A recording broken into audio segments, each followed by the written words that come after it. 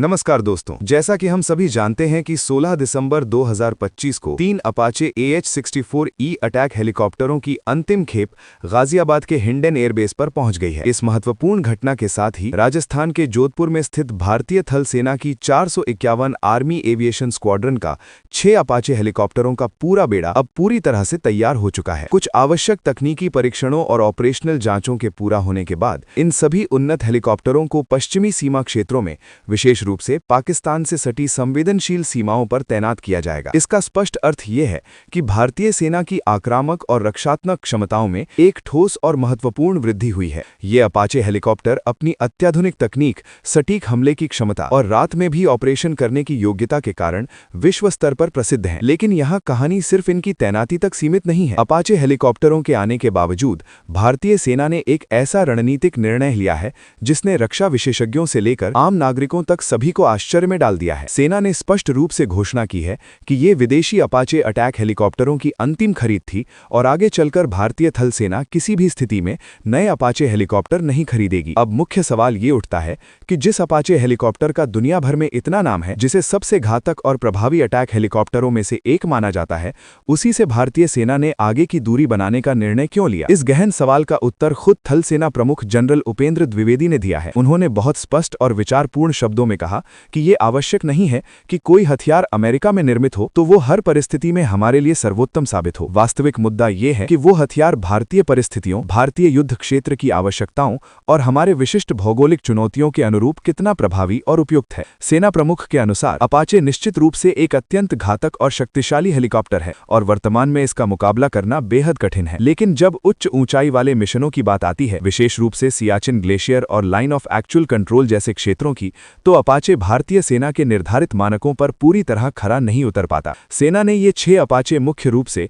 घाटियों के जंगलों और पीओ के क्षेत्र में गहन स्ट्राइक मिशनों के लिए अधिग्रहित किए थे। लेकिन जब लाइन ऑफ एक्चुअल कंट्रोल पर चीन के साथ संभावित टकराव की बात आती है, तो भारतीय सेना को ऐसे हेलीकॉप्टरों की आवश्यकता है जो 20,000 फीट से अधिक ऊंचाई पर भी बिना किसी समस्या के पूरी क्षमता से संचालित हो सकें। और यही वो निर्णायक बिंदु है जहां से भारतीय सेना की प्राथमिकताएं पूरी तरह बदल जाती हैं। इसी बिंदु से हमारी चर्चा स्वदेशी प्रचंड लाइट कॉम्बैट हेलीकॉप्टर की ओर मुड़ती है, क्योंकि पाकिस्तान की तुलना में भारत के सामने चीन एक बड़ा और दीर्घकालिक खतरा है। चीन से प्रभावी ढंग से निपटने के लिए भारतीय परिस्थितियों में डिजाइन किए गए हथियार ही सबसे विश्वसनीय और प्रभावी साबित हो सकते हैं। इसी दूरदर्शी सोच के साथ भारतीय सेना ने भविष्य का रास्ता पूरी तरह स्वदेशी सिस्टम्स के लिए खोल दिया है। दोस्तों, ये वास्तव में एक बहुत बड़ी और ऐतिहासिक विकास है जो भारतीय रक्षा क्षेत्र में आत्मनिर्भरता की दिशा में एक मजबूत कदम है। इस विषय को और गहराई से समझने के लिए हम आगे बढ़ते हैं, जहां हम इस निर्णय के पीछे की वास्तविक तस्वीर को विस्तार से देखेंगे। भारतीय सेना ने अपाचे के विकल्प के रूप में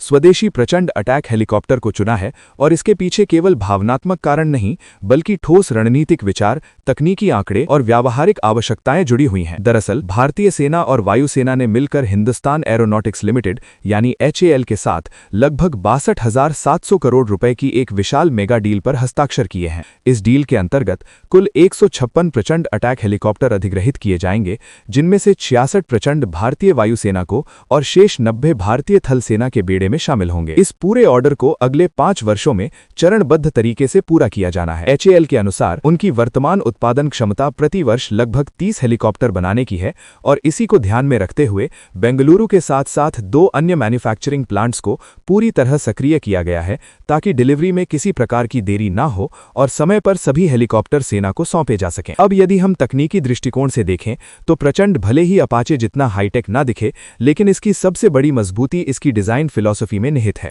प्रचंड को विशेष रूप से भारत के पहाड़ी और उच्च ऊंचाई वाले क्षेत्रों को ध्यान में रखकर विकसित किया गया है। ये हेलीकॉप्टर 20,000 फीट से अधिक ऊंचाई पर टेक ऑफ और लैंडिंग करने में पूरी तरह सक्षम है। जहां अपाचे जैसे भारी हेलीकॉप्टरों की प्रदर्शन क्षमता सीमित हो जाती है, वहीं उन चुनौतीपूर्ण परिस्थितियों में भी पूर्ण शक्ति के साथ मिशन को सफलतापूर्वक अंजाम दे सकता है। प्रचंड की डिजाइन सीधे तौर पर चीन के विरुद्ध भारत की रक्षा रणनीति को मजबूत करती है। लाइन ऑफ एक्चुअल कंट्रोल पर तैनाती के दौरान सेना को ऐसे प्लेटफॉर्म की जरूरत होती है जो कम ऑक्सीजन वाले वातावरण और अत्यधिक ठंडे मौसम में भी बिना किसी समस्या के पूरी क्षमता से कार्य कर सके। यही कारण है कि प्रचंड को हल्का लेकिन अत्यंत घातक बनाया गया है। ये दुश्मन के बंकरों, बख्तरबंद वाहनों और फॉरवर्ड पोस्ट्स पर अत्यधिक सटीक और प्रभावी हमले करने में सक्षम है। यहाँ एक और महत्वपूर्ण पहलू ये है कि डिलीवरी और सप्लाई सप्लाई चेन की विश्वसनीयता। भारतीय सेना ने 2020 में अमेरिका से लगभग 7,200 करोड़ रुपए खर्च करके 6 अपाचे हेलीकॉप्टरों का ऑर्डर दिया था, जिनकी डिलीवरी 2022 में होनी थी,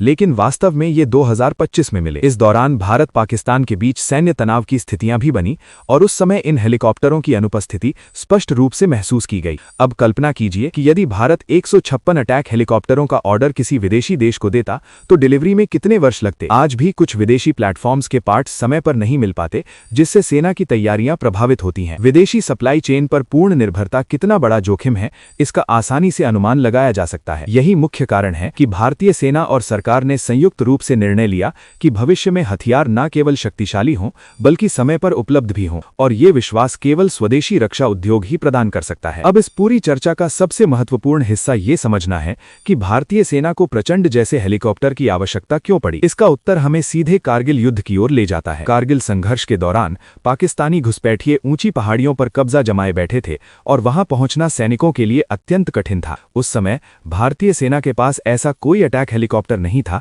जो इतनी ऊंचाई पर भारी हथियारों के साथ सटीक हमले कर सके। यही कमी थी जिसने भारतीय रणनीतिकारों को यह सोचने पर मजबूर किया कि भारत को अपना स्वदेशी उच्च ऊंचाई वाला अटैक हेलीकॉप्टर विकसित करना होगा। इसी विचार से प्रचंड की आधारशिला रखी गई। इसे इस प्रकार डिजाइन किया गया कि ये सियाचिन जैसे ग्लेशियरों, लद्दाख के ऊंचे पठारों और अरुणाचल की दुर्गम घाटियों में भी पूर्ण विश्वसनीयता के साथ संचालित हो सके। कम ऑक्सीजन, अत्यधिक ठंड और तेज हवाएं, ये सभी चुनौतियां प्रचंड के डिजाइन में पहले से ही शामिल हैं। आज जब चीन लगातार लाइन ऑफ एक्चुअल कंट्रोल पर अपनी सैन्य उपस्थिति बढ़ा रहा है, नए एयरबेस बना रहा है और उच्च ऊंचाई वाले क्षेत्रों में हथियार तैनात कर रहा है, तो प्रचंड भारतीय सेना के लिए एक गेम चेंजर साबित हो रहा है। ये न केवल दुश्मन के टैंकों और बंकरों को निशाना बना सकता है, बल्कि आवश्यकता पड़ने पर जमीन पर लड़ रहे सैनिकों को क्लोज एयर सपोर्ट भी प्रदान कर सकता है। यानी ये हमारे जवानों के लिए एक उड़ता हुआ सुरक्षा कवच बन जाता है। इस निर्णय का एक और बड़ा लाभ भारत के रक्षा उद्योग को मिलता है। 62,700 करोड़ रुपए की इस डील से हजारों लोगों को प्रत्यक्ष और अप्रत्यक्ष रोजगार मिलेगा, छोटे मध्यम उद्योगों को ऑर्डर मिलेंगे और भारत की तकनीकी क्षमता पहले से कहीं अधिक मजबूत होगी। ये मात्र एक हथियार खरीद नहीं, बल्कि आत्मनिर्भर भारत अभियान की दिशा में एक विशाल छलांग है। सबसे महत्वपूर्ण बात यह है कि स्वदेशी प्लेटफॉर्म होने के कारण अपग्रेड, स्पेयर पार्ट्स और भविष्य के संशोधन पूर्ण रूप से भारत के नियंत्रण में रहेंगे। किसी विदेशी देश की अनुमति या प्राधिकार के दबाव का इंतजार नहीं करना पड़ेगा। युद्ध के समय यही आत्मनिर्भरता सबसे बड़ी शक्ति बनकर उभरती है। तो दोस्तों, अंत में सवाल यह है कि क्या भारतीय सेना का अपाचे से आगे बढ़कर प्रचंड को प्राथमिकता देने का निर्णय गलत है, या ये आने वाले दशकों की चुनौतियों को देखते हुए एक दूरदर्शी और बुद्धिमत्तापूर्ण रणनीति है? अपनी मूल्यवान राय कमेंट सेक्शन में अवश्य साझा कीजिए। यदि आपको ये विस्तृत जानकारी उपयोगी और ज्ञानवर्धक लगी हो तो कृपया इसे लाइक करें, अपने मित्रों और परिवार के साथ शेयर करें और विद्या दृष्टि चैनल को सब्सक्राइब करके ऐसी ही गंभीर, विश्वसनीय और रक्षा संबंधित जानकारियों से जुड़े रहें। धन्यवाद।